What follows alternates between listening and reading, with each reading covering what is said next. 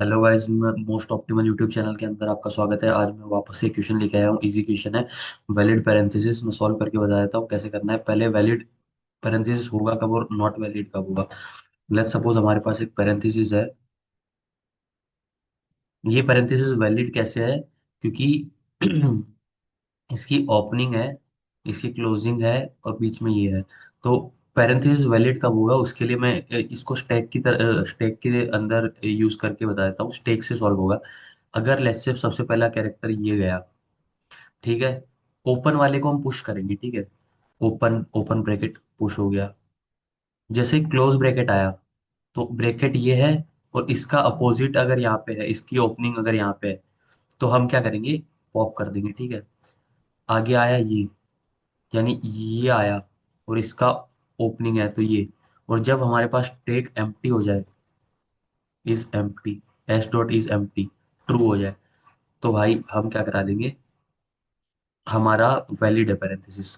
अब यहीं पे नॉट वैलिड की कंडीशन दिखा देता हूँ। लेट्स सपोज ये हमारे पास ये है, ये है, ये है और ये है। पैरेंथेसिस नॉट वैलिड है कि वैलिड है? अब स्टैक में डालेंगे। ओपनिंग वाला डाल दिया, ओपनिंग वाला डाल दिया। अब अगला ये है, ये वाला है और एस डॉट पीक क्या है? दूसरे का अपोजिट है, तो रिटर्न फॉल्स करा दो क्योंकि ये गलत है, वैलिड नहीं है, ठीक है। हम्म। अब आप बोलोगे कि सर क्या पता अगर ऐसा हो जाता। ये देखो ये रहा। अब ये भी एक पैरेंथेसिस है, तो इसके अंदर कंडीशन क्या होती? ये आ जाता, ये आ जाता। नहीं, ये यहाँ ये कर देते हैं। ये इतना ही है बस स्ट्रिंग का। तो अब ये वाला आया तो ये भी कट जाएगा, ये भी कट जाएगा, बचा ये। लेकिन S dot is empty true नहीं है, यानी फिर से रिटर्न फॉल्स करा क्योंकि ये वैलिड पैरेंथेसिस नहीं है। कंडीशन बता दी, कोड बता देता हूँ कैसे होगा। कोड होगा stack int character s is equals to new stack, ठीक है। ठीक है। अब हम क्या करेंगे? फॉर लूप लगा देंगे स्ट्रिंग के ऊपर। String dot length I plus plus. अब C H is equal to S string dot charAt I, character निकालेंगे।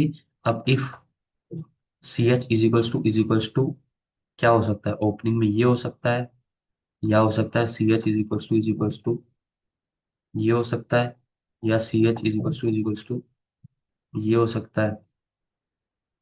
तीनों केस में हम अगर ओपनिंग है तो एस डॉट पुश कर देंगे सी एच को। एल्स क्या हो सकता है? अगर डायरेक्टली स्टार्टिंग इससे हो गई या इससे हो गई तो क्या होगा?